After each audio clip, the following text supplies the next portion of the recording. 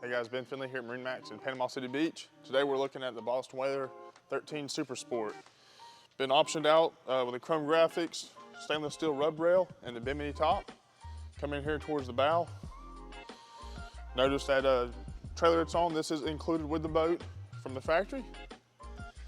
Starting up here at the bow, you have your anchor locker.